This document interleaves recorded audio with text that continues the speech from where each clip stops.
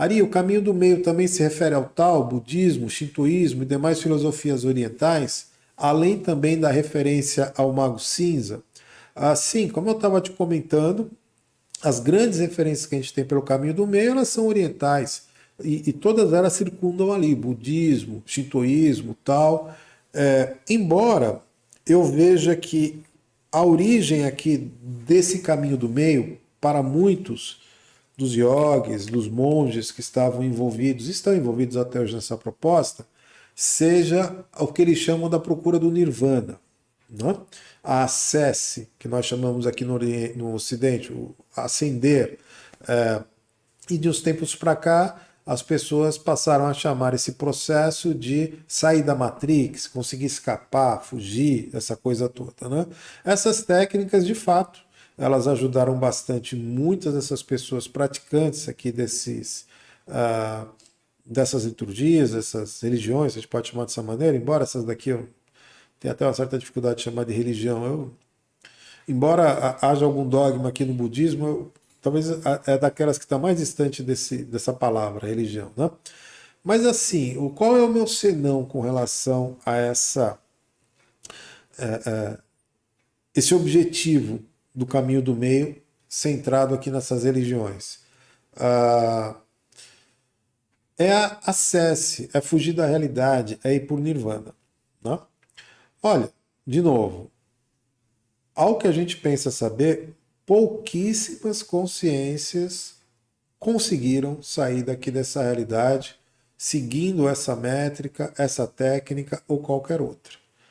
Ou seja, aparentemente, sair dessa realidade é uma tarefa, no mínimo, muito complexa, tamanha é a baixa taxa de sucesso dessas consciências. Isso significa dizer que essa métrica, portanto, não leva à ascensão, ao nirvana, como se chama nas religiões ou nas filosofias orientais? Não, é possível sim.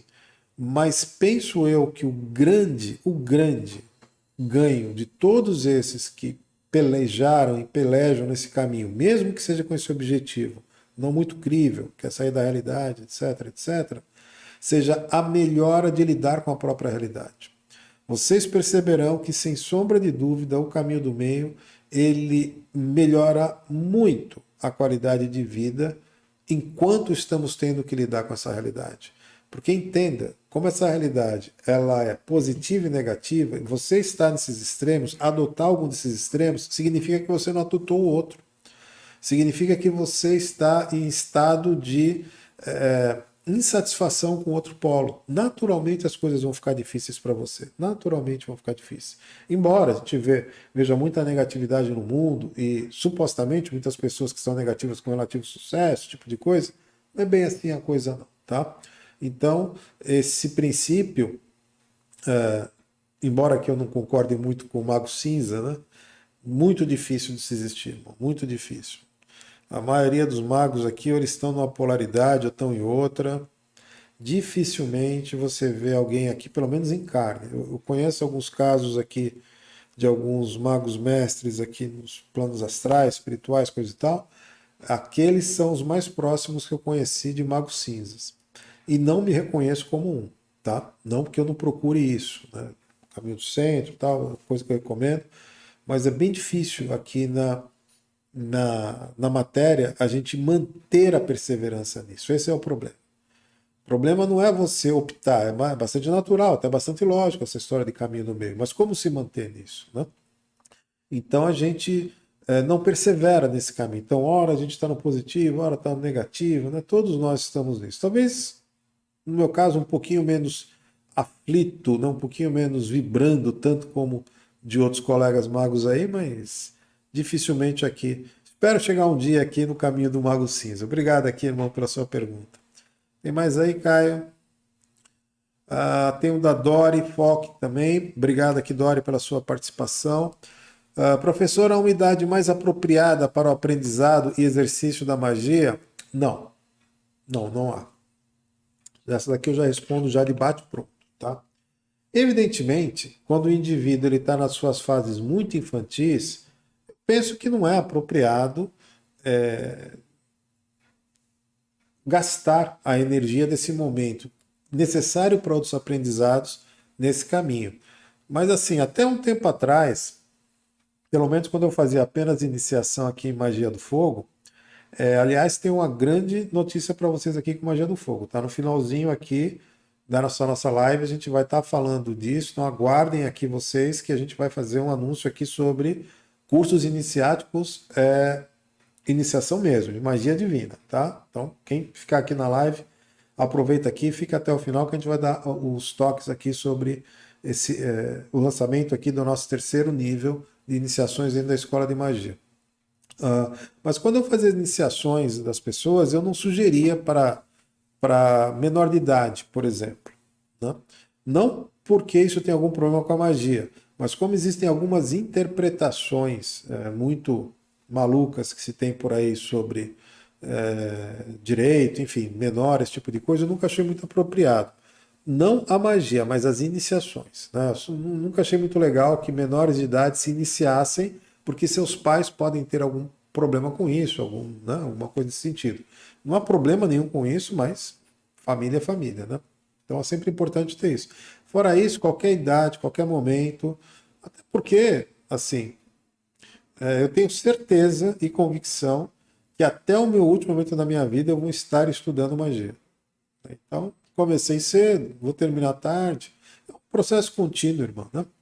Tem idade para começar, não, tá? Pessoas mais idosas. E pessoas mais idosas. Pessoas mais idosas, ela fez essa pergunta também. Aí depende, né?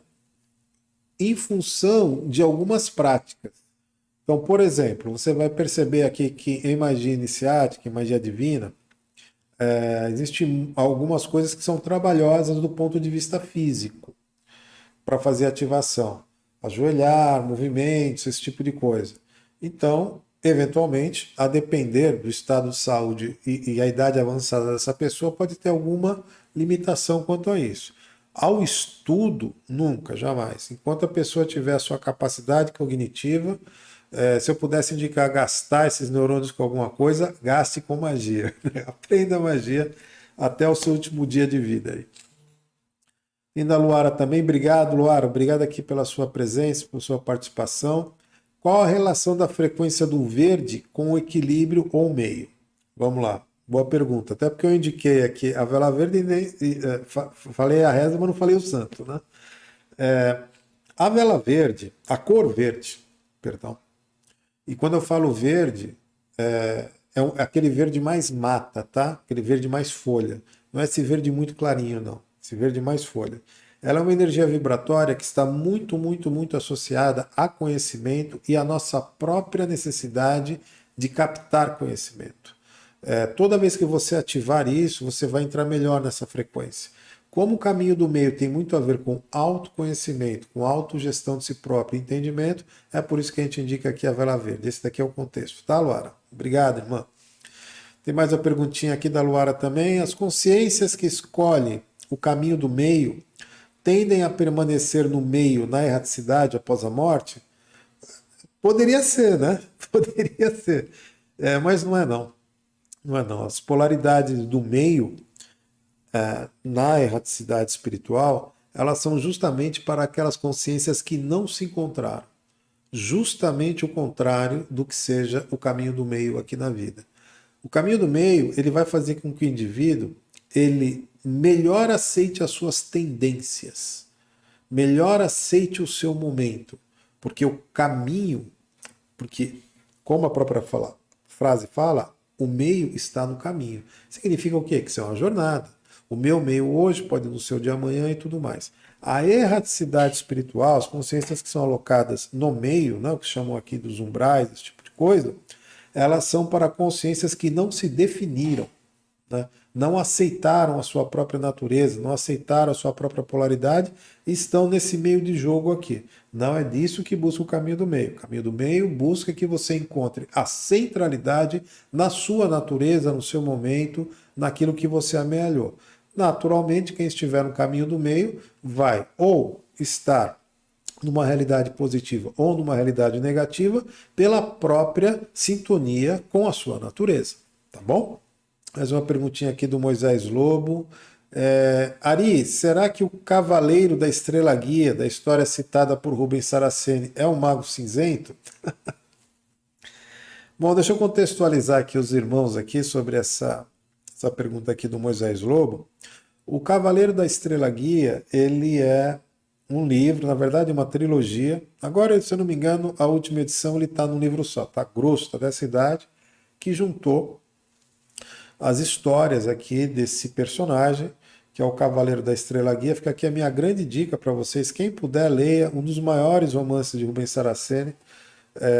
Acho que depois aqui do Guardião da Meia-Noite, sem sombra de dúvida, é um dos mais esclarecedores, inclusive sobre o caminho do mago. Eu não vou dizer aqui que ele seja do caminho do meio, até porque na sua própria jornada ele teve que se jogar muito nas polaridades, né? Mas assim, essa consciência citada que você comentou, do Cavaleiro da Estrela Guia, ele é um representante de mistérios, tá? É uma outra coisa, que tem gente que nasce com essa natureza aí, tá? Já vem para cá com missões muito, muito, muito definidas em várias jornadas da vida. No caso dele foi um desses, então eu diria que ele tinha uma excelente centralidade nas propostas existenciais das vidas que ele teve. Bom, quem não leu o Cavaleiro da Estrela Guia, leia, excelente livro, ótima indicação. Obrigado, Moisés. O que mais que a gente tem aqui? Wagner Martins Furtado. Boa noite, irmão. Obrigado aqui pela sua presença. Ari, parabéns pela live. O que você discorreu como caminho do meio pode ser encontrado pelo estudo e prática do estoicismo. Tem me ajudado bastante. Olha, Wagner, eu sou um defensor aqui do pensamento estoico, do estoicismo, não necessariamente porque ele leve aqui ao caminho do meio, embora muitos estoicos acabam, sim, estando muito centrados aqui, encontrando a maneira mais fácil de tocar a sua existência. Por um motivo muito simples. Porque o estoicismo, ele elimina boa parte dos problemas irresolvíveis da vida, que é o problema do outro. Então, o pensamento estoico, o que ele trata? Ele vai dizer o seguinte: vou procurar focar no que eu controlo e vou, na medida do possível, deixar tudo aquilo que eu não controlo como algo, pelo menos em segundo lugar, é um problema do outro. Essa prática faz com que, naturalmente, por você procurar o controle, as coisas que você controla, você tenha que diretamente enfrentar as suas sombras, o seu pouco conhecimento ou o seu atual conhecimento que você tenha. Ato contínuo, melhora seu autoconhecimento, você chega mais próximo aqui dessa zona cinzenta aqui do caminho do meio, tá bom? Mas sim, também tem me ajudado bastante. Ajudou você, ajuda eu e ajuda qualquer um. Pensamento estoico sempre das filosofias que nós trouxemos aqui do passado, sem sombra de dúvida, é das mais atuais. Da Cíntia aqui. Obrigado, Cíntia, pela sua presença e pela sua participação. Pode a magia anular consequências negativas de uma escolha equivocada? Se sim, isso não interfere na evolução do indivíduo aprendendo com os seus erros? Deixa na tela aqui, tá? Que é essa pergunta aqui. Eu vou começar a responder sua pergunta aqui de trás para frente e antes de responder fazer algumas colocações com a sua pergunta que me parecem bastante afirmativas. Interferir na evolução do indivíduo aprendendo com seus erros. Há um senso comum que diz que nós aprendemos com os nossos erros e que, inclusive, isso é necessário. E que na nossa evolução, partindo do princípio que é um controle, que é um planejamento, nós passamos por determinadas situações, erramos, logo aprendemos. Então, isso daqui é um modelo necessário para a própria evolução. Eu não concordo totalmente com isso, tá, irmão? É uma maneira que eu tenho de enxergar a vida, por um motivo muito simples. Eu não tenho visto muitas pessoas que erram aprendendo e não tenho visto muitas pessoas aprendendo com os erros. Então, se isso daqui é o método, é a maneira de se evoluir, esse método tem que ser pelo menos ser mais discutido, porque ele não tem trazido grandes progressos nesses sentidos. Evidentemente, aquele que erra, ele passa por uma frustração muito grande. A natureza do ser humano de não mais se frustrar vai fazer com que ele adquira dessa maneira. Então nós não podemos confundir as nossas limitações de ter que aprender com erro, que não tem outra técnica, a gente vem por absoluta falta de informação de tudo, ter que aprender com erro, com erro, com erro. Mas não é porque a gente só tem aprendido com erro que esse seja o método, entendeu? Então isso daqui é bem importante sempre de ser frisado ou pelo menos considerado. Nunca levem por verdade as coisas que eu coloco, mas apenas vejam se tem fundamento aqui no que a gente está dizendo. Mas se isso daqui for verdadeiro, pode a magia anular consequências negativas de uma escolha equivocada? A magia, ela é a expressão da vontade e da determinação da consciência. Se ela vai conseguir efetivar essa vontade que ela tem, é outra história. Mas, em princípio, toda ativação de magia pode sim, não vou dizer anular as consequências, mas seguramente anular as fontes dessas consequências. As consequências geralmente se exaurem porque não existe mais uma fonte sobre isso. Então, se você teve alguma escolha equivocada, alguém fez alguma escolha equivocada, estava até respondendo isso hoje para uma irmã, não sei quem foi, estava me perguntando justamente isso. Mas, enfim, todos nós teremos que lidar com a responsabilidade dos nossos atos, daquilo que nós co-criamos. Ponto. Isso daqui é inegável. Porém, quando você anula as origens disso, é mais fácil de você gerenciar essa situação e é mais fácil essas coisas serem diluídas. Aliás, essa é uma premissa de magia. Sempre trabalhar na origem e não na causa, nunca na consequência. Porque é difícil quando você consegue fazer isso pela responsabilidade inerente, como eu estava falando. Mas sim, a magia pode fazer isso, faz isso, não significa que o mago vai conseguir fazer isso. Porque, de novo, existem as limitações da vida. Mas anular consequências negativas de escolhas equivocadas, para bem da verdade, é o que nós mais fazemos com magia, irmão. Quem nunca, né? Quem não faz isso? O que é que a gente não faz com magia que não seja para anular consequências negativas das nossas escolhas equivocadas, né? Muito bem, tem mais. Ah, foi você, Luara? Foi você, né? Perguntei sobre poder anular maldição de mãe. Isso, foi você mesmo.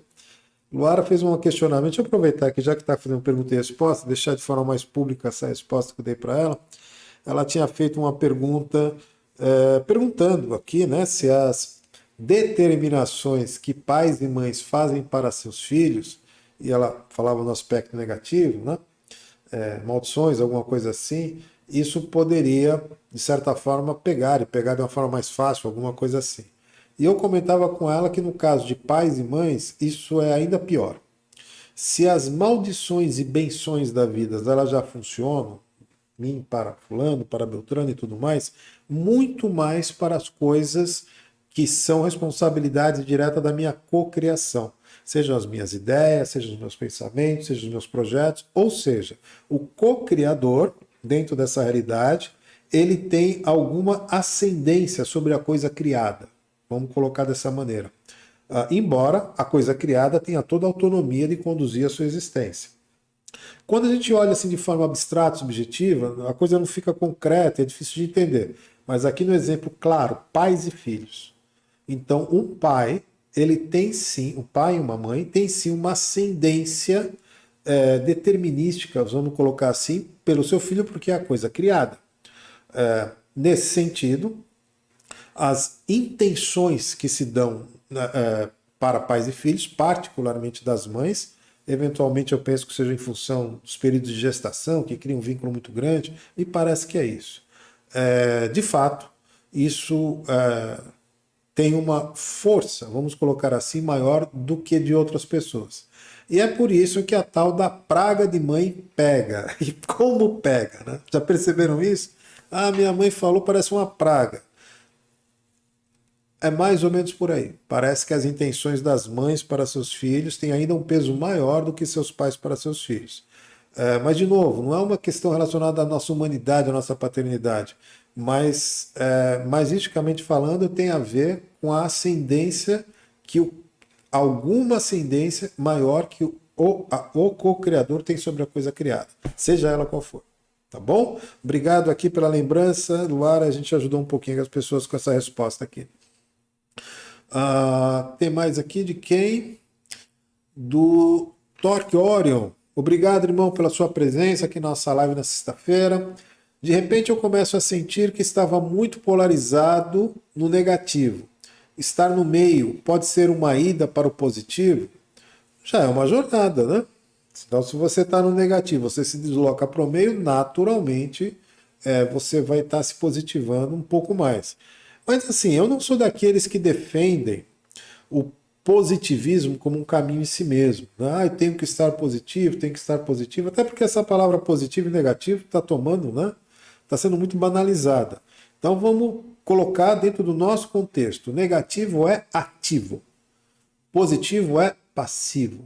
Então, todas as vezes que você estiver muito exacerbado de forma ativa na sua vida, seja no que for, é interessante que você procure se positivar chegando mais para o seu centro, mais para o seu meio. E o inverso também é muito verdadeiro. Eu vejo aqui pessoas absolutamente passivas aqui na sua vida, positivadas até seu último fio de cabelo, açucaradas até não sei quanto, vivendo realidades muito interessantes, desinteressantes na sua vida. Por quê? Porque ela chegou no ponto tal de passividade que, como ela não tem nada de ativo na vida dela e nada é projetado, ela não consegue gerar circunstância no novo, compreende? O novo sempre vai vir pelos aspectos negativos. Sempre, sempre, sempre, sempre. Sempre. Eu sei o quanto que isso aqui pode impactar para as pessoas. É a negatividade? É. Eu até hoje não vi e não tive conhecimento de nada inovador que aconteceu aqui dentro dessa realidade, ou mesmo fora dela, que não teve o ato direto dessa energia negativa. A passividade, os elementos positivos, eles são extremamente interessantes enquanto conservadores dessa coisa criada pelo negativo. Percebe? O equilíbrio ali das coisas, né? É assim mesmo. O que mais que a gente tem aqui? Andréa do Carmo Garcia, obrigado, irmão, pela sua presença nessa noite com a gente. Como funciona a magia diante da situação de dizem que nos vigiam? E dos controladores da linha do tempo. Tem mais, né? É dito que somos vigiados o tempo todo. É isso aí, irmã. Bem-vindo ao clube. É isso aí. Somos todos vigiados o tempo todo, 24 horas por dia, por consciências que você não faz nem ideia. Aquele que acredita que está tendo aqui alguma atuação escondida ou alguma coisa assim, é uma pessoa, no mínimo, um tolo. No mínimo, né? Eu sempre recomendo muito aos alunos que procurem se preocupar bastante com essa questão do que está fazendo aqui com a porta do banheiro fechada, como eu digo, né? Quando achamos que não tem ninguém vendo, porque isso não existe. Então, esse controle, essa situação de vigia, como você colocou, controladores, inclusive, até das linhas de tempo, né? Irmão, é isso daí, é por isso que se chama Matrix, por isso que se chama Matrix de controle, por isso que estamos todos aqui mergulhados. E a ideia é lidar com isso. E não ter a pretensão de resolver sair disso, ou de equacionar isso, ou de guerrear contra isso. Eu, pelo menos, não tenho nenhuma presunção com isso e não recomendo. Por quê? Porque eu não vi nenhuma situação resolvida dessa maneira e não se tem história disso. O que nós temos com o uso da magia, e principalmente com o uso da magia, a grande arte de saber lidar com essa realidade.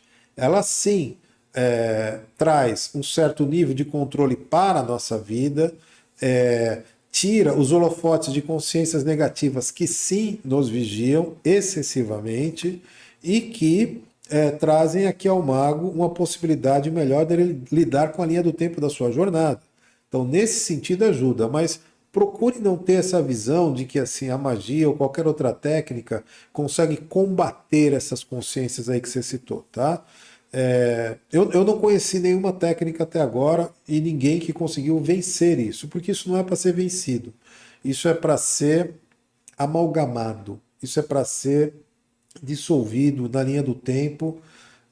Eu devo fazer uma live aqui, talvez eu faça por esses dias, onde a gente vai falar do jogo das polaridades, que parece que foi o objetivo aqui de criação de realidades do nosso tipo. E ali algumas coisas ficam mais claras aqui para a gente entender essa loucura aqui que a gente vive. Tem mais aqui, tem mais uma da Luara. Faltou o centro para o Divino Mestre. Ele estava muito polarizado no positivo. Pergunta aqui da Luara. Obrigado por mais essa pergunta, irmã. Você deve estar se referindo ao Divino Mestre Jesus, como eu me refiro a ele, né? E eu sempre gosto de citar, e quando eu falo Divino Mestre, eu não estou fazendo aqui nenhum adjetivo para ele, enaltecendo a figura dele. Tá? Isso é grau. Ele é um mestre, ele é um divino mestre. E consciências divinas estão fora dessa realidade. Né? Então, o espírito superior, se assim a gente pode chamar, que deu sustentação a Jesus de Nazaré, ele é um ser divino. Né? Então, não vou aqui aproveitar essa pergunta para ficar fazendo retóricas aqui sobre a personalidade, mas assim, não foi esse o caso. Não foi esse o caso. Muito pelo contrário. No nosso entendimento, o Divino Mestre Jesus, talvez ele tenha tido uma das posturas mais centralizadas que nós percebemos ali naquela sua pouca jornada de 30 e poucos anos ali. O problema é que até hoje, essa postura dele de centro, por ser muito mal compreendida, é entendida até por conta das circunstâncias negativas que nós vivemos como algo muito positivo. Então, quando alguém diz para o outro, por exemplo, o amor cobre a multidão dos pecados.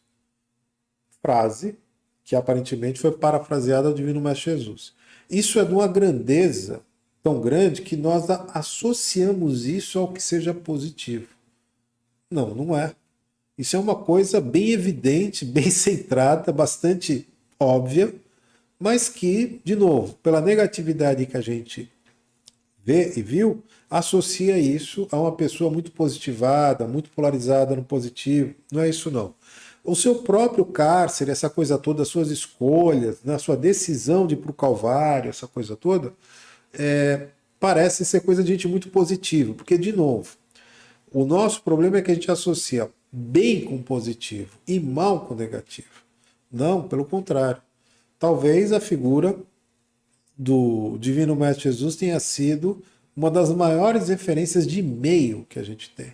O equilíbrio, a paciência, a centralidade e a maneira, inclusive, extremamente pacificada e equilibrada que ele conduziu aquilo. Isso tem características de consciências muito, muito, muito equilibradas no meio e não consciências equilibradas em bem, em positivo. Tá bom, irmão? Tem aqui mais uma pergunta aqui. Célia Lira, obrigado aqui pela sua presença também, viu, irmão? Wagner Martins Furtado, obrigado, irmão, pela sua pergunta. Ari, perdoe-me se eu estiver equivocado, mas você não acha que nossa conquista ou realização nesta dimensão só ocorre quando estamos mais em um dos extremos, seja heróis ou seja vilão, num configurante? Bom, é que assim, você está associando a questão de heróis ou vilões a extremos, a conquistas ou realização. Mais ainda, você está associando que essas figuras, ou melhor, a figura de figurante não cabe nesse contexto. A leitura que a gente faz da sua pergunta é: aqueles que atuam nessa realidade têm uma proposição maior de ter um êxito na sua experiência. Os figurantes não. Separando a sua pergunta em partes, sim, isso realmente acontece. Aqueles que se propõem a ser figurantes da vida vão, no mínimo, colecionar muito, muito, muito menos experiências do que aqueles que serão atores e protagonistas da vida, seja no aspecto positivo ou negativo. Mas aqui, discordando um pouco de você, eu não associo a figura de heróis a positivo, muito menos de vilões a negativo. Tá? E ainda mais, não acho que a história da vida seja dos extremos das polaridades, muito pelo contrário. Geralmente, irmão, a percepção disso, quem tem é justamente dos figurantes que você apontou. Por que disso?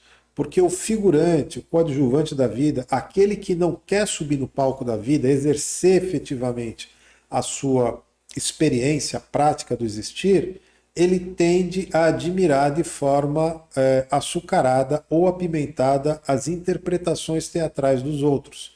E assim, pelas suas preferências, ele vai dizer que os heróis ganharam ou os vilões são maus. Ele vai achar que a solução da experiência da vida está justamente nessas polaridades. Essa é uma percepção justamente de quem não quer, não pode ou não sabe entrar no palco da vida. Se você perguntar aqui para a maioria dos heróis que eu conheço o que é que eles gostariam de ter experienciado na sua vida, geralmente são ser vilões. Olha que curioso, né? E o inverso também é verdadeiro. Mas assim, não acho que o extremismo seja símbolo de conquista ou de vitória, até porque essa é uma outra resposta inconveniente. A vida não é a busca de conquistas nem de vitórias. Durma-se nesse barulho.